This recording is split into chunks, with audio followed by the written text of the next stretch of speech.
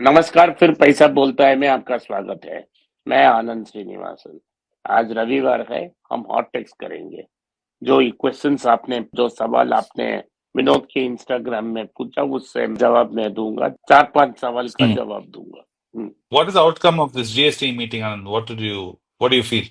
मेरे हिसाब से मैं एक्सपेक्ट कर रहा था कि पॉलिटिकल प्रेशर के कारण जो लाइफ इंश्योरेंस और मेडिकल इंश्योरेंस का जीएसटी था, उसकी प्रीमियम के ऊपर जो 18% था, उसको काट कर 12 या 5% तक नीचे आएंगे। वो नहीं हुआ, कोई रिलीफ नहीं मिला। ये तो शॉकिंग न्यूज है। दूसरा चीज ये है कि जो पॉपकॉर्न की बात सब कर रहे हैं, उसमें उन्होंने कहा है कि एक कैटेगरी ऑफ पॉपकॉर्न के लिए 5% और दूसरे कैटेगरी के लिए 18%। ये तो जोक हो गया। तो लोग सब जगह बात कर रहे हैं। तीसरी बात है कि जो यूज कार सेल्स है, ऑलरेडी कार्स की सेल्स नहीं हो रही है, यूज कार सेल्स में 18% जीएसटी डाल दिया है। और मजे की बात है, इलेक्ट्रिक व्हीकल्स प्रमोट करना चाहती है, इलेक्ट्रिक व्हीकल सेल्स में भी 18%, दो दूसरी second hand electric vehicle sales में भी 18% डाल दिया है। तो ये तो बुरे आउटकम थे, अच्छा आउटकम नहीं आया। लेकिन मेरे लिए पर्सनली क्या रिलीफ था कि सिगरेट्स और सिन टैक्स 30% एक नया टैक्स ब्रैकेट आना था, वो नहीं आया। तो कल आईटीसी का स्टॉक वापस ऊपर जाएगा। Hmm.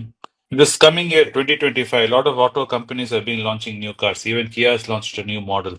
So, what is the prospect for Indian auto industry in the coming year? What do you think? Indian auto industry का हाल बहुत बुरा है। इसमें कोई इम्प्रूवमेंट की चांस नहीं है। आप अगर टू व्हीलर्स को भी देख लें, 2019 प्री कोविड ईयर पीक रहा, वो क्रॉस अभी तक नहीं हुआ है। फोर व्हीलर में 2019 से थोड़ा बढ़ गया है, लेकिन जो लोअर लेवल सेल्स हैं, 10 लाख के नीचे की गाड़ी, उनकी सेल्स की कोलैप्स हो गई है। तो अमीर लोग नया नया गाड़ी खरीद रहे हैं, उसमें मेरी कोई गुंजाइश नहीं, लेकिन वॉल्यूम्स इतना नहीं बढ़ रहा है। लेकिन जो एक्चुअली गाड़ी खरीदना चाहिए, जो मिडिल क्लास से अपर मिडिल क्लास जा रहे हैं, वो गाड़ी नहीं ले रहे हैं। वो सेकेंड हैंड कार्स के पीछे जा रहे हैं। वो सेकेंड हैंड कार्स में अब 18% की जीएसटी लग गई है। ये तो बड़ी प्रेशर की बात है। Recently, Asian Paints prices corrected tremendously. Do you think it is now at a price where it's considerable because considering maybe the competition has been priced into the price now since it's come down? Asian paints का problem सिर्फ competition नहीं है। Hmm. Asian paints का problem दूसरा भी है, वो valuation है। बहुत कॉस्टली वैल्यूएशन है। इस करेक्शन के बाद भी वैल्यूएशंस बहुत ज्यादा है। तो कुछ लोगों ने मुझे बोला कि आप गलत बोल रहे हैं, उनकी दूसरी बिजनेसेस भी हैं, जो किचन इक्विपमेंट बेच रहे हैं, वो काइंड ऑफ इंटीरियर बिजनेस पे भी एंट्री आ रही है। वो तो वेरी छोटा बिजनेस है, वो बड़ा बिजनेस नहीं है। तो हमें इसे पेंट कंपनी के रूप से ही देखना चाहिए। और पेंट में डिमांड भी उतना नहीं होगा, क्योंकि रियल एस्टेट सेल्स भी अच्छी नहीं है। कल एक रिपोर्ट मैंने देखा कि NCR region, national capital region को छोड़ के भारत में सब जगह 21 से 22% सेल्स नीचे आए हैं। तो ये में दो प्रॉब्लम है। मार्केट ही ग्रो नहीं हो रहा है, मार्केट फॉर पेंट्स ग्रो नहीं हो रही है, उसी समय कंपटीशन और आ रहा है। सो मार्केट स्टैग्नेंट है, उसे एक शेयर कंपटीशन लेके जा रही है। तो एशियन पेंट्स का मार्जिन भी सफर होगा और वैल्यूएशन को भी कम होना चाहिए। अगर मैं ग्रासिम को खरीदता हूँ, तो मुझे ओपस पेंट्स फ्री मिलेगा। Grasim is a listed company. अगर मैं ग्रासिम को खरीदता हूँ, मुझे फ्री में ओपस मिलेगा और अन्य कंपनी भी मिलेंगे। तो बात यह है कि क्या मैं ओपस को खरीदूं, दैट इज मैं बिरला की पेंट को खरीदूं या एशियन पेंट्स खरीदूं। बिरला की पेंट्स लगभग फ्री मिल रही है और डेफिनेटली वो मार्केट शेयर 20-30% कैप्चर कर लेगी। अगर ड्यूलेक्स पेंट्स को भी बिरला खरीद लेता है, तो मार्केट शेयर इमीडिएटली 30% तक चले जाएगा। तो ये डॉग ईट डॉग मार्केट है और मुझे इस प्राइस में नहीं लेना चाहिए। What about gold? Gold this month has been price has been going up and down. Friday has been going up again. So what is your prospect on gold? Gold ऊपर नीचे जाएगा। शायद अगर फेड ने रेट्स नहीं काटी तो थोड़ा और नीचे आ सकता है, लेकिन रुपया भी नीचे आ रहा है। रुपया तो अभी 85 रुपीज तक पहुंच गया है, तो रुपया का भी 4% करेक्शन होने वाला है। तो रेट कट आने ही आने हैं। ये नहीं हो सकता है कि फेडरल रिजर्व अपना रेट 4.5% वैसा ही रखेंगे। और अमेरिका में भी इन्फ्लेशन आने वाला है, क्योंकि ट्रम्प प्राइसेस को बढ़ा रहे हैं टैरिफ्स के कारण, और दूसरी जगह टैक्सेस को काट रहे हैं, तो रेवेन्यू को कम कर रहे हैं, एक्सपेंसेस इंक्रीज हो रही है, तो इन्फ्लेशनरी बजट होगा उसका। तो गोल्ड का फ्यूचर बहुत सिक्योर है, मुझे कोई चिंता नहीं है। तो 18 से 24 महीने जिसके बारे में कहता हूँ, 8 साढ़े 8 हजार तक पहुंच जाएगा। Okay, FIs have been buying and selling. It's been seesawing this month. Is there any reason for the sudden decision for them to buy? Then suddenly they decide the last 3 days they've been selling. मैंने आपको कई बार बोला है मैंने video में, इस month Hmm, को आप नजरअंदाज करें, hmm. एफआईआई ट्रेड को नजरअंदाज करें, क्योंकि ये हॉलिडे सीजन है। अगर कोई मेजर डेवलपमेंट नहीं हो रहा है तो वो मार्केट में नहीं आएंगे। लेकिन ऐसा एक मेजर डेवलपमेंट हुआ कि उन्होंने एक्सपेक्ट कर रहे थे कि फेडरल रिजर्व बोलेगा कि अगले वर्ष 5 बार वो रेट कट करेगी, लेकिन फेडरल रिजर्व ने बोल दिया हम सिर्फ 2 बार रेट कट करेंगे। तो फेडरल रिजर्व एक हॉकी स्टोन ले ली। इसके कारण मार्केट में बड़ा करेक्शन हुआ, 3% नीचे आया सारे इंडेक्सेस।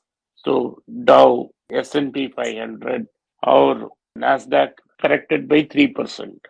फ्राइडे 1% गेन की थी, लेकिन नेट नेगेटिव है, तो उसके कारण एफआईएस ने फिर से बेचा। और Hmm. अगले हफ्ते और उसके बाद अगले 15 दिन एफआईएस एक्टिव नहीं रहेंगे, तो मार्केट शायद 1 और 2% ऊपर जा सकती है, अगर डोमेस्टिक इंस्टीट्यूशनल इन्वेस्टर्स खरीदते हैं तो। The next question is with the bubble which you've been seeing in micro cap and in small cap, has that bubble exited? Have they come back to safe levels? नहीं, अभी कुछ correction हुआ है, और correction की बात होना है। जो एसएमई में जो सेबी ने टाइटनिंग की थी पिछले हफ्ते, उसका इम्पैक्ट आने में 1-2 महीने लगेगा। अभी भी बहुत सारे एग्जूबरेंट आईपीओ हैं, तो पिछले 2-3 आईपीओ में 12,500 करोड़ उनको रेस करना था, उन्हें 2.5 लाख करोड़ मिला। अभी भी बहुत पैसा स्मॉल कैप और माइक्रो कैप के पीछे है, अभी करेक्शन बाकी है। How come Dr. Reddy seems to be going up in price and Natco seems to be going down? What is the difference? अभी नाटको में ऑलरेडी प्राइस ऊपर गया, जब जनरल करेक्शन आ रहा है वो भी थोड़ा नीचे आ रहा है। अभी नाटको बेटर सुपीरियर वैल्यू बाई है। डॉक्टर रेड्डी एक अकेला स्टॉक है जो मार्केट को डिफाई कर कर ऊपर जा रहा है। इसका दो कारण है। एक कारण ये ऑलरेडी बहुत अंडर वैल्यू था, इसलिए ऊपर गया, और दूसरा कारण ये था कि नोमुरा सिक्योरिटीज ने एक रिपोर्ट जारी की कि लोग समझते हैं कि डॉक्टर रेड्डी का जो मेन एज है वो सिर्फ रेवलमेंट के कारण है, जो एक एंटी कैंसर ड्रग है। लेकिन नोमुरा ने बोला है कि उन्होंने GLP-1 का, दैट इज जो मेन हार्मोन है जिसे वेट लॉस के लिए यूज करते हैं, उसे उन्होंने एपीआई तैयार कर ली है, और अमेरिका में एक प्लांट में तैयार करने के लिए रेडी है। जो नोवो नॉर्डिस्क और इली लिली है, वो GLP-1 रेसिस्टर एपीआई इनसे खरीदेंगे। अगर आप ग्लोबल न्यूज फॉलो कर रहे हैं, नोवो नॉर्डिस्क में एक रिजल्ट आया है वीगोवी के नेक्स्ट जनरेशन ड्रग में, जिसकी एफिशिएंसी में थोड़ी कमी आई है, तो नोवो नॉर्डिस्क भी 20% गिरा है। तो ये मतलब साफ है कि जब एंटी ओबेसिटी ड्रग्स इंडिया को आएगा तो इसमें भरपूर फायदा डॉक्टर रेड्डी का होगा। सो नेक्स्ट बिग थिंग जो फार्मा में है भारत में और ग्लोबली इस generic drug manufacturing for anti obesity, उसमें डॉक्टर रेड्डी को फायदा मिलना है। और नमूरा ने एक रिपोर्ट में ऐसा लिखा है कि उनको फायदा मिलेगा, इसीलिए 2 दिन 4-4% ऊपर गई है, और उन्होंने प्राइस टारगेट दी है कि 1800 तक जाएगा। उस समय डॉक्टर रेड्डी 1200 रुपया में है था, तो लगभग नियरली 25 to 30% अपसाइड उन्होंने इंडिकेट की, इसीलिए उधर खरीदारी है। आज के लिए इतना ही। आपने इस पॉडकास्ट को सुना, इसके लिए मैं आपका आभारी हूँ। हो सके तो इस वीडियो को लाइक कीजिए, चैनल को सब्सक्राइब कीजिए और बेल नोटिफिकेशन दबाएं। इस वीडियो को अपने दोस्त और रिश्तेदार के पास भेजें और उनको देखने की आग्रह करें। नमस्कार, धन्यवाद, जय हिंद। जय हिंद।